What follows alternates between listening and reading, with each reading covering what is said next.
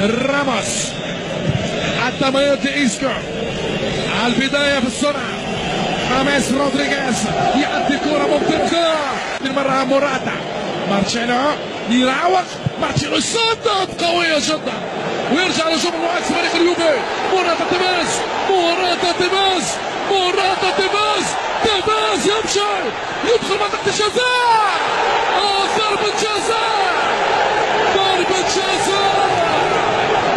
الفارو يسقط وتيفيز بكل الامتياز وانفجار في اليوفنتوس ستاديوم.